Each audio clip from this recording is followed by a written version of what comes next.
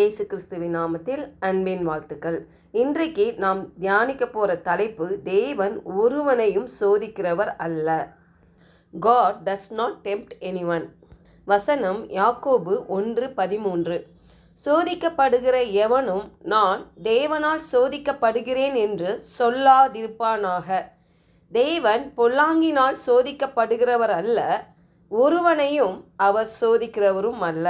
நம் வாழ்க்கையில் பிரச்சனைகள் மத்தியில், போராட்டங்கள் மத்தியில், பலவீனங்கள் மத்தியில், தேவைகள் மத்தியில் பாருங்கள், விசுவாசத்தில் நிலைத்திருக்கிறது மிகவும் கடினமான நேரங்கள்.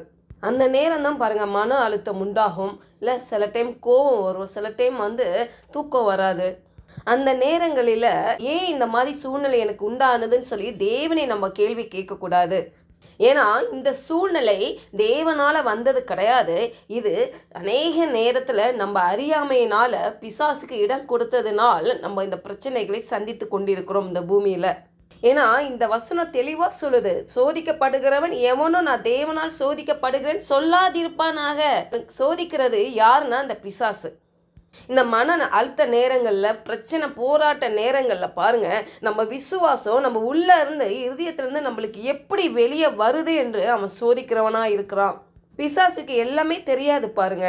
தேவனுடைய வார்த்தையில் நாம் தொடர்ந்து நிற்கிறோமா என்ற விசுவாசம்லாம் நம்ம இருதயத்திலேருந்து எப்படி வெளிவருகிறது என்று தொடர்ந்து அவன் கவனித்து கொண்டே இருக்கிறான் பாருங்க. இந்த நேரம் தான் பாருங்க நம்ம ரொம்ப கவனமாக இருக்க வேண்டிய ஒரு நேரம். எபிரேயர் 6:11, நீங்கள் அசதியாய் இராமல் வாக்குத்தத்தமான ஆசீர்வாதங்களை விசுவாசத்தினாலும் நீடிய பொறுமையினாலும் சுதந்தரித்து கொள்ளுகிறவர்களை பின்பற்றுகிறவர்களாய் இருந்து. அப்போ பாருங்க, நம்ம அந்த போராட்டங்கள், பிரச்சனைகள், மன அழுத்த நேரங்களில் நம்ம ஒருபோதும் நம்ம விசுவாசத்தை தளரவிடக்கூடாது. நம்ம விசுவாசத்தினாலும் பாருங்க, எபிரேயர் 6:11 அழகாக சொல்லுகிறது, நம்ம எப்படி இருக்கணுமா, விசுவாசத்தினாலும் நீடிய பொறுமையினாலும் நம்ம சுதந்தரிக்கிறவர்களாய் இருக்க வேண்டும்.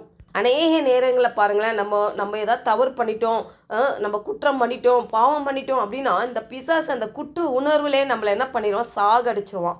அதனால் நம்ம சரீரம் பலவீனமாகிடும், பயத்துக்கு இடம் கொடுப்போம், அநேக போராட்டங்கள், பிரச்சனைகள் இன்னும் அதிகரித்தே கொண்டு இருக்கும். இதுதான் அவனுடைய தந்திரம் பாருங்கள். ஆனால் இங்கே வசனம் சொல்லுது, நீங்கள் அசதியாக இராதீங்க, நீங்கள் சோர்ந்து போகாதீங்க. எந்த சூழ்நிலையிலும் நான் ஜீவனுள்ள தேவன் உங்களோடு கூட இருக்கிறேன். என்னுடைய வாக்கு தத்தங்களை உங்கள் இருதயத்தில் வைத்து வாயில் சொல்வீர்களானால் அது ஜீவனை கொடுக்கும் என்று தேவன் சொல்லுகிறார். நீங்கள் அசதியாக இராதீங்க, நீங்கள் சோர்ந்து போகாதீங்க.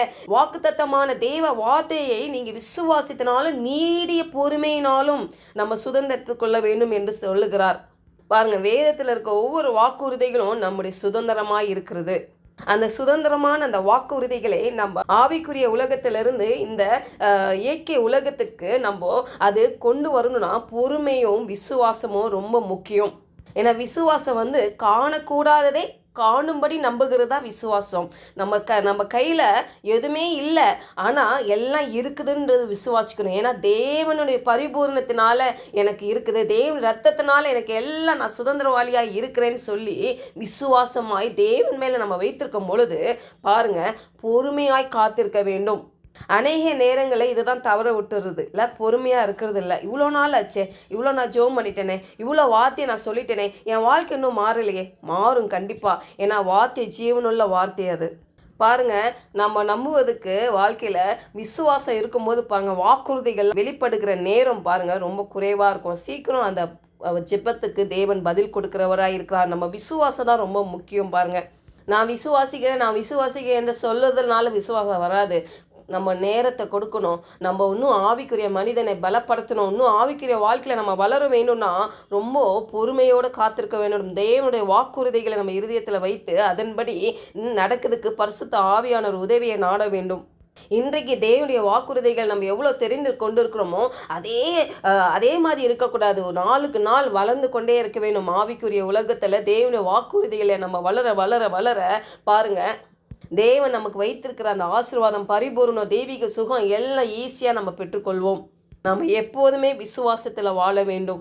அதனால் பிரச்சனைகள், போராட்டங்கள், மன அழுத்தங்கள் இருக்கிற நிலையில் தேவன் கொடுத்தார் என்று சொல்லாமல் இது பிசாசு தான் கொடுக்கிறான் என்று அறிந்து அவனை வெல்லுவதற்கு ஒரே வழி தேவனுடைய வாக்குறுதிகள் மட்டுமே. ஜெபிப்போம். பரலோக தகப்பனே, இந்த காலை வேளையில் நாங்கள் தியானித்தது போல் ஆண்டவரே, நீர் ஒரு நாளும் எங்களை சோதிக்கிற தேவன் அல்லப்பா. நீர் அன்புள்ள தேவன் ஆண்டவரே. எங்கள் மேலே ஆண்டவரே அப்படியாக நீர் ஆண்டவரே கடைசி சொட்டு ரத்தம் சிந்தி எங்களை மீட்டு உம்முடைய பிள்ளையாக ஆண்டவரே எங்களை நீர் பாவிக்கிறீர் கத்தாவே. எங்களை வழி நடத்துகிறீர் கத்தாவே.